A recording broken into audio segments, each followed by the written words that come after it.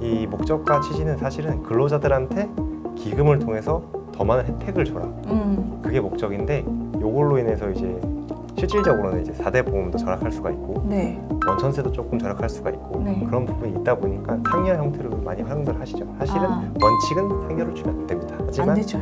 나는 한 3억을 한 방에 복지기금에다가 넣어놓고 3년 동안 써야지. 그러신 경우에 당해연도가 3억이 그냥 비용 처리가 되죠. 가능하죠. 가능하죠. 네, 맞습니다. 네. 그래서 사공복에서는 언제 써라 아직 명시되어 있지는 않아요. 그렇죠. 네, 그렇기 네. 때문에 말씀하신 부분을 활용할 수 있을 것 같고요. 네네.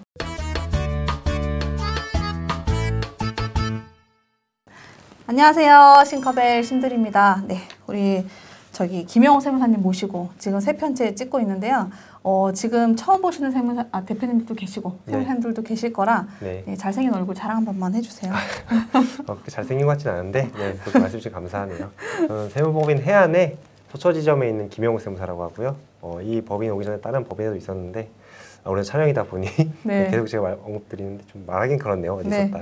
뭐 아는 분들은 또 아시는 걸로. 네네, 아는 분들 아시니까. 네. 네. 아는 분들이 많이 봐주셔야 되는데. 네. 저희가 앞에서 이제 증여특례 관련해서 그리고 네. 창업 세액감면 관련해서 이야기하고 왔는데 그거 궁금하신 분들은 앞에 영상들 좀 돌려보시면 되고 두 가지가 연계성 있는 영상은 아니어서 네, 각각 따로 이제 보셔도 상관없을 것 같아요. 자, 이번에 준비하신 영상은 사내 근로복지기금. 네. 말들이 아주 많습니다. 현장에서. 예, 말들도 많고 되네 안 되네 뭐 이것 때문에 세무조사 나온다 안 나온다 뭐 말도 많고 한데 네. 오늘은 그거는 좀 쏙 빼고 네, 민감한 부분들은 좀 빼고요. 그것도 말씀해 주셔도 됩니다. 제가 아는 선에서는 네, 좋습니다. 좋습니다. 네. 이 젊은 세무사님이어서 점점 쿨해지는 것 같아요. 저희 방송이. 자, 우리가 네. 그 사내복지기금 관련해서 현장에서는 뭐 대표님들이 많이들 이야기하시거든요. 이거를 해도 되냐 아니면 안 해야 되냐 이런 얘기들도 하시는데 일단은 그것보다도 이 사내복지기금을 운영하기 위한 목적 네, 그리고 그거에 대한 취지 어떤 세제 혜택, 아니면 복지 혜택 이런 거에 대한 개념들부터 좀 잡아야 될 것 같아요. 네. 그래서 그 개념들을 조금 설명을 기본적으로 좀 해주실 수 있을까요? 간단하게 설명드리면 사내근로복지기금은 말 그대로 기금 형태로 이제 법인을 설립하는 겁니다. 고유 목적증이 나오죠. 이제 사업자 등록증이 안 나오고 네. 왜냐면 비영리 법인처럼 네. 들어가는 거니까.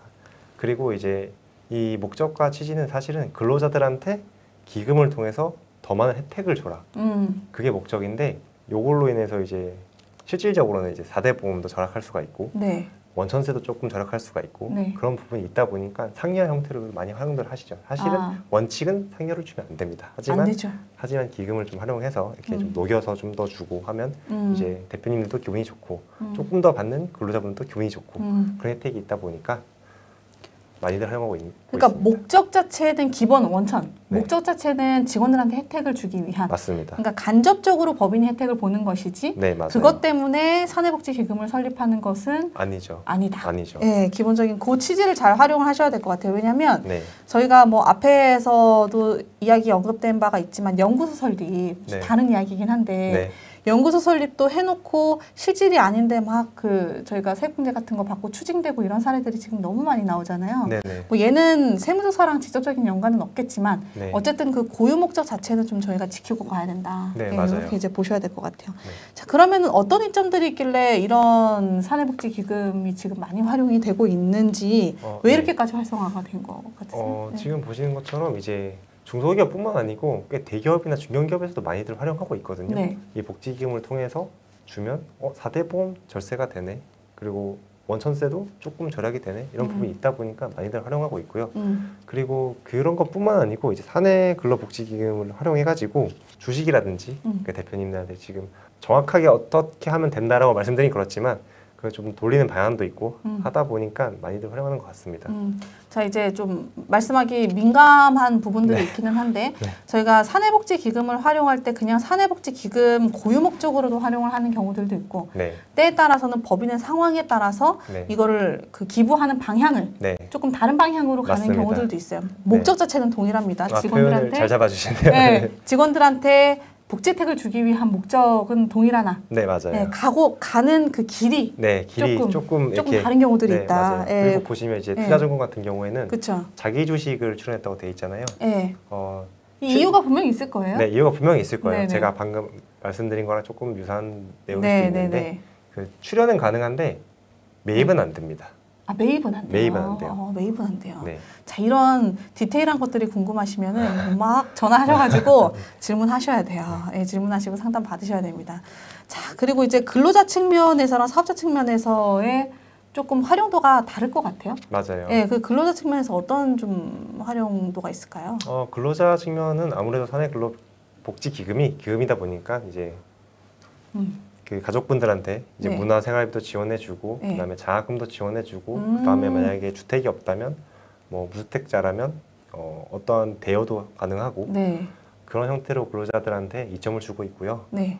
사용자 측면은 아까 말씀드린 것처럼 4대 보험금 절세 효과도 있고 그다음에 정해진 출연 금액으로 활용하다 보니까 이제 좀 스케줄을 쓰기 용이하죠. 중소기업 입장에서는 이 금액만큼을 이제 복지 혜택으로 줄 거야 라고 하고 그다음에 아무래도 인원이 많이 없다 보니까 네. 올해는 어느 정도 우리가 복지 혜택을 받을 수 있을까? 네. 근로자 측에서는 궁금할 수도 있거든요. 네. 저도 근로자지만 항상 그런 부분이 궁금해요. 근데 네. 그 출연된 금액이 명시돼 있고 이만큼 너네한테 더 줄 거야 라고 돼 있으니까 상호 이점이 있죠. 네, 뭐 장기 근속에 대한 유도도 좀 되겠네요. 그렇죠. 네. 그 우리가 사내복지기금을 이제 활용하는 것 중에 하나가 네. 뭐 목적 자체는 직원들한테 복지 혜택을 주기 위함이지만 네. 또 그러니까 사용자 측면에서 또 이점이 될 수 있는 것은 비용으로 처리할 수 있다라는 점. 맞죠. 예. 네. 근데 어떻게 보면은 대표님도 그 얘기 하시거든요. 법인에서 복지 혜택을 줘도 비용이고, 그리고 사내복지기금을 통해서 줘도 비용으로 잡히는 거면 맞아요. 두 개가 동일하지 않느냐라고 이야기할 수 있지만 컨설팅적인 관점에서 봤을 때 예를 들어서 올해 법인세가 너무 많이 나온다. 갑자기 맞아요. 이익이 많이 나서. 맞아요. 근데 직원들한테 쓸 수 있는 복지 금액은 법인에서 한정이 되어 있는데 기금을 활용을 하게 되면 예를 들어서 나는 한 3억을 한 방에 복지기금에다가 넣어놓고 3년 동안 써야지. 그러신 경우에 당일 연도가 3억이 그냥 비용 처리가 되죠.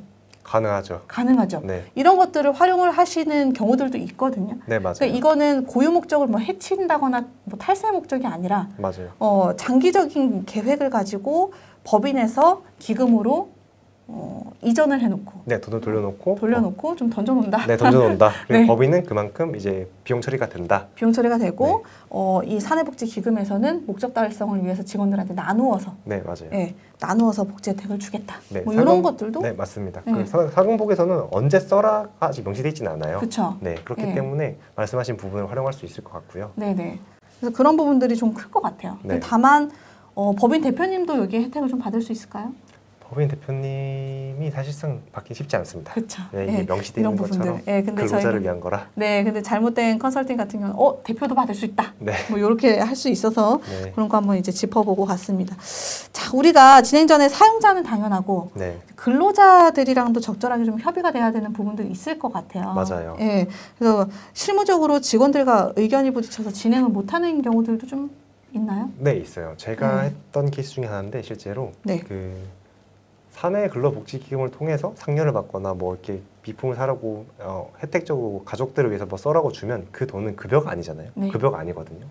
근데 그러면 이분이 이제 대출 일추가 연장하거나 아니면 더 한도를 늘리고 싶으신데 개인적으로 그러니까 직원분들이 이제 대출 한도를 못 늘려요. 음. 왜냐하면 급여의 포션이 늘진 않았기 때문에 네네네.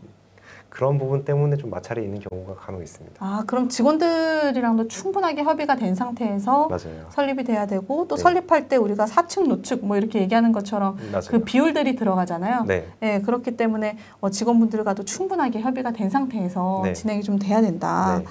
자, 이제 우리가 그냥 이렇게 설명만 들으면 네. 너도 나도 누구나 할 수 있는 솔루션인 것 같아요. 네. 근데 현장에 나가보면 사실은 그 장벽이 낮지는 않거든요. 네. 예, 실질적으로 뭐 상시 근로자 수가 미달이 돼서 설립을 못한다든지 네. 아까처럼 직원들이랑 마찰이 있어서 못한다든지 네. 이런 경우들도 있을 텐데 현장에서 좀 어떤가요? 뭐 규모적인 측면이라든지 이런 거. 규모적인 측면은 일단 이제 음. 사측 2명이 들어가야 되고 노측 2명이 들어가야 되고 네. 뭐 감사가 있어야 되고 이런 건 실무적인 내용이긴 한데 네. 그러니까 5인 이상, 한 6인 이상 정도면 가능합니다. 설립은. 5인, 6인 정도면? 네네 가능은 한데 네. 인원수보다도 그 네. 협의 문제가 제일 크죠. 아무래도. 그리고 목적 사항도 우리가 비영리법인도 법인 이다 보니까 뭐 정관도 만들고 목적들도 정해지고 네. 이래야 되는데 일반 법인들이랑 달리 허용되는 목적이 있고 허용되지 않는 목적들이 있는 걸로 알고 있어요. 네, 맞아요. 네, 좀 간단하게 좀 설명 좀 해주세요. 표에는 막 디테일하게 돼 있는데 허용되지 네. 않는 경우가 일반적으로 포괄적인 거를 지원하면 안 됩니다. 그러면 이제 상여랑 같이 차이가 없잖아요. 상여랑. 예. 그렇기 때문에 무슨 특정한 목적으로 누구한테 주고 이렇게 해야 되지. 그래서 전원한테 100만 원씩 주면 원칙은 안 됩니다. 그러니까 뭐 예를 들어서 직급별로 차등을 둔다거나 네네. 근속연수에 따라 차등을 둔다거나 네네. 뭐 이런 거 가능한데 전 직원 다 100만 원씩 네네. 전 직원 다 2천만 원씩 네네. 이렇게 이제 어렵다는 얘기인 거죠? 직급별로 그거 두는 것도 사실은 안 돼요. 안 돼요? 네. 좀 그럼... 애매한 부분이 있습니다. 아 그래요? 네, 명칭을 뭐 직급수당 이런 게 아니고 그냥 네. 문화생활지원비 이렇게 좀 주고 이렇게 해서 문화생활지원비라 하면 저희가 보통 뭐 예를 들어 필라테스 뭐 이런 것들 네네네. 아니면은 골프 네, 맞습니다. 치고 이런 것들 네네. 뭐 체력 단련비 형태로 줘도 되고요. 네, 저희가 네. 통장에서 돈 나갈 때 이제 적용을 쓰는 데가 있잖아요. 그런 데다가 이렇게 명칭을 좀만 잘 써주면 네. 나중에 편하죠. 저희가 작업을 하기. 그러니까 복지기금을 설립하고 끝나는 게 아니라 운영 방향이랑 목적 잡는 것 자체가 굉장히 좀 어려울 것 같네요. 그렇죠. 네, 그럼 뭐 예를 들어서 여기 허용되지 않는 경우에 대해서 뭐 산재보험료, 의료보험료 뭐 이런 것들 부담 비용은 또 지원하지 않는다. 네, 맞아요. 뭐 이런 것들이 있는데 이 목적 사항들이 정관이랑 이런 데 다 기재가 돼야 되나요? 네, 기재가 되는 게 좋아요. 저렇게 구체적으로 기재되지 않는데 사실 제가 갖고 온 저 내용은 고노부에서 발표한 그대로 가져온 거예요. 그냥 허용되는 경우, 되지 않는 경우. 근데 어쨌든 저걸 기반으로 저희가 설립을 네, 저걸 기반으로 하죠. 예, 정관에는 이제 좀 더 두리뭉실하게 해서 들어가죠. 완전히 저는 똑같진 아니지만. 네. 네. 저희가 세무법인에서 사실 크고 작은 사내복지기금 많이 운영하잖아요. 네. 네, 근데 설립이나 운영 관리를 하면서 조금 주의해야 될 사항들이 있다면 어떤 것들이 있을까요? 주의해야 될 사항은 출연 금액의 20% 정도는 유보해 놔야 됩니다. 유보. 이게 명시가 돼 있어요. 명시가 돼 있어요. 선택적 복지를 할 때 20%는 유보해야 된다. 그 유보를 하면 못 쓴다는 얘기인가요? 어떻게 쓰는 방법이 있긴 합니다. 하지만 또 솔루션을 갖고 계세요? 있긴 하지만 그게 좀 촬영이다 보니까 여기서 말씀드리기 좀 그렇고요. 실무적으로는 활용할 수 있는 활용한 방법이 있긴 합니다. 네. 뭐 대여 계약, 금전 소비 대차 계약이라든지 뭐 이걸 통해서 뭐 하는 방법이 있긴 한데. 근데 어쨌든 허용되는 경우 범위 내에서. 네, 범위 내에서. 그거는 디테일한 노하우라서 뭐 몇 가지를 가지고 계신 것 같은데 네. 이야기는 못 해주시는 상황인 것 같고. 사실 그 유보 금액이 끝까지 끌고 가야 돼요. 이게 당초 그 사내근로복지기금 A라는 법인이 있고 A의 사내근로복지기금이면 A가 망하거나 합병되거나 하지 않으면 사내근로복지금 끝까지 끌고 가야 됩니다. 맞아요. 이것 때문에 이제 사내복지기금 설립을 조금 망설이는 대표님들이 사실 계시거든요. 맞아요. 저희가 이제 디파짓 금액이라고 표현을 하는데 그 디파짓 금액을 언제까지 어떻게 끌고 갈 것이냐, 어떻게 운영을 할 수 있을 것이냐, 무한정 계속 디파짓 해야 되느냐, 뭐 이런 숙제들이 조금 남아있기는 한데 그거는 각자 세무사님들마다 또는 진행한 노무사님들마다의 노하우가 조금씩 다르신 걸로 제가 알고 있어요. 맞습니다. 네, 그거는 노하우로 지켜드릴게요. 자, 우리가 이제 그 현장에 컨설팅 현장에 많이 나가면 많이 받는 질문 중에 하나가 사내복지기금과 세무조사의 연관성. 네, 맞아요. 좀 민감한 부분이죠. 네, 근데 기업 입장에서 민감한 부분이 아닐 수가 없는데 이걸 좀 짚고 가야 돼요. 실제로 사내복지기금 때문에 직접적인 세무조사가 나온 경우가 있는지. 직접적으로 세무조사기보다도 그게 나온 적이 있습니다. 이제 과세자료 좀 해명 좀 해달라. 해명 좀 해달라 왔는데 그거는 실제로 대표가 썼어요. 사내근로복지기금을 설립하고 그 기금 돈을 대표가 다 썼어요. 그건 뭐 빼박이잖아요. 네, 빼박이죠. 대표는 안 되는데 대표의 자녀번호도 되거든요. 근로자로 돼 있으면. 근데 대표님으로 들어가는 게 명백해지고 사실 여기 나온 거는 그 대표님이 부동산을 샀어요. 저희 나라가 부동산에 참 민감하잖아요. 네, 민감하죠. 그렇다 보니까 이제 그 자료 설명 요청 나오고 했는데 조사는 아니고. 그거는 뭐 아무리 이야기를 해도 그쪽 법인에서 그렇게 사용을 했다 그러면은 대응하기는 조금 어려우신 상황이었겠어요. 그렇죠. 솔직히 대응이 이거는 빼박이기 때문에 그 자금에 대해서는 빼박입니다. 부인당할 가능성이 높아요. 비용도. 여기서 이제 중요한 얘기 해주셨는데 제가 컨설팅을 받는 이유가 뭡니까?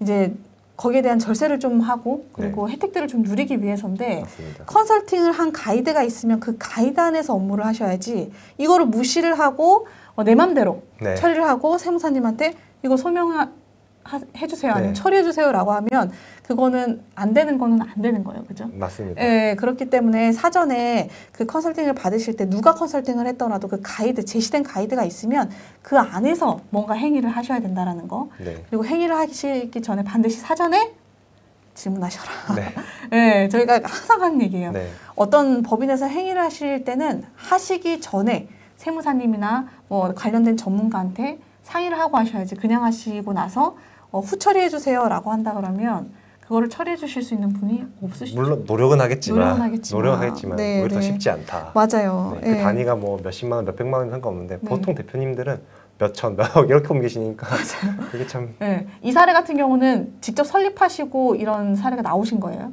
제가 설립한 건 아니고요. 네. 다른 제가 오기 전에 있던 분이 설립하시고 그분 뭐 퇴사하고 뭐 그런 스토리가 있긴 한데 네네네. 그 다음에 이제 해명자료 요청이 와가지고 그러니까 그 가이드를 아무튼 잘 따르셔야 됩니다. 네.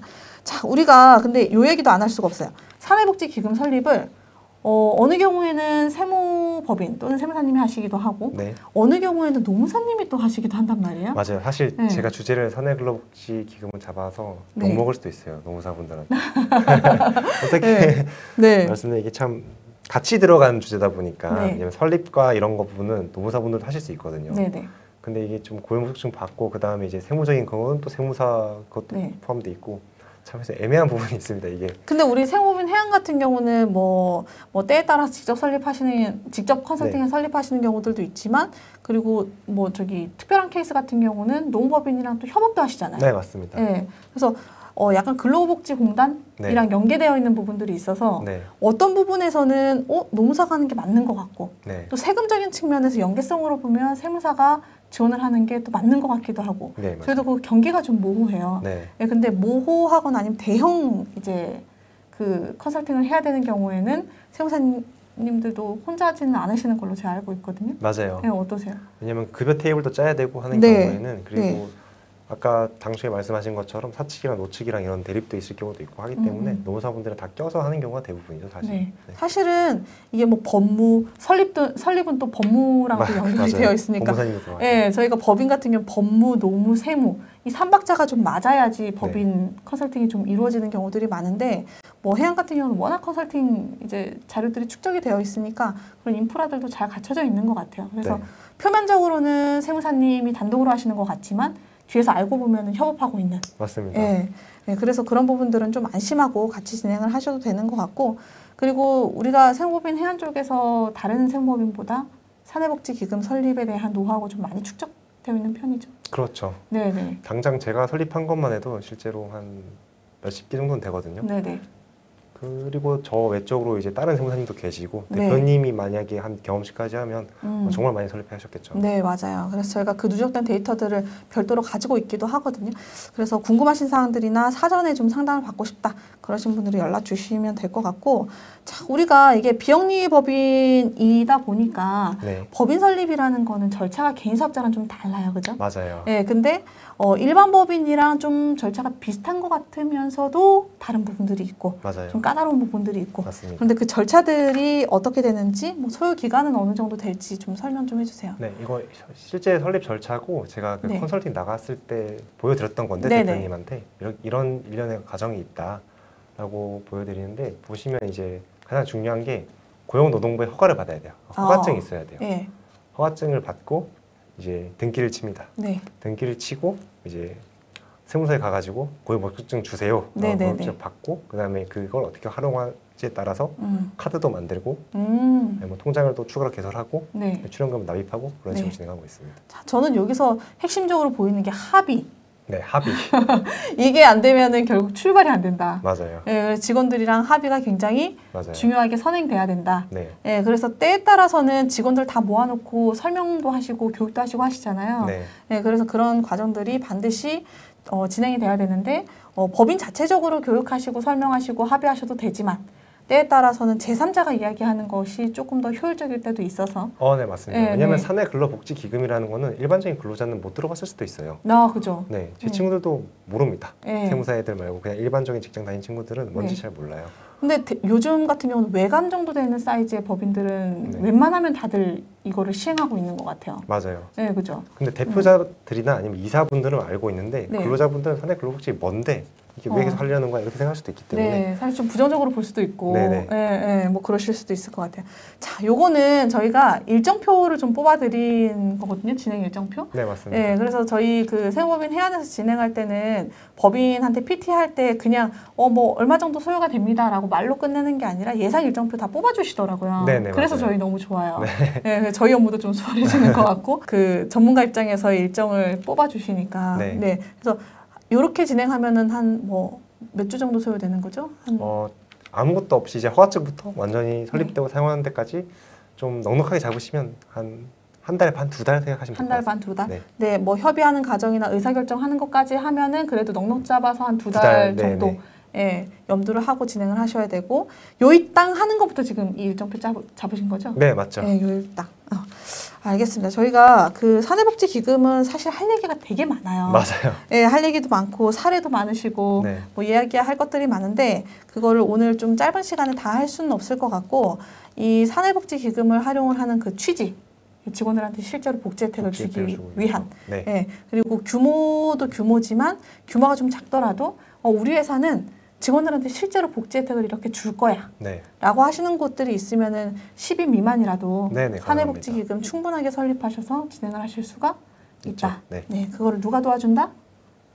세무법인 해안 서초지점이 도와주겠습니다. 여기 계신 특법의 네, 같이 협업해서 진행 네. 도와드리고 뭐 나중에 노무사님 또 모셔갖고 촬영 한번 할 거지만 그 노무사님도 사내복지기금 설립 관련해서 네. 좀 일가견이 있으신 그런 노무사님이십니다. 자, 오늘 준비한 내용 여기까지고요. 저희가 지금 여러 가지 주제로 세무사님들 모시고 이야기 나누고 있는데 조금 내용이 부족할 수도 있고 이야기 조금 더 해주지 이런 경우들도 있을 것 같은데 그런 것들은 저희가 좀 다루기 민감한 부분들이 섞여 있어서 이 영상에서 다 담아내지 못했어요. 그래서 개인적으로 상담 요청을 주시거나 연락 주시면 뭐 대면 상담을 통해서든 아니면 전화 상담을 통해서든 저희 전화 상담 받아보신 분들은 아마 아실 거예요. 상담이 꽤나 자세한 거. 네, 그렇기 때문에 연락 주시면은 충실하게 답변 도와드릴 수 있도록 하겠습니다. 네, 오늘 준비한 내용 여기까지입니다. 세무사님도 고생하셨어요. 고생하셨습니다. 네, 다음에 또 뵙겠습니다. 네.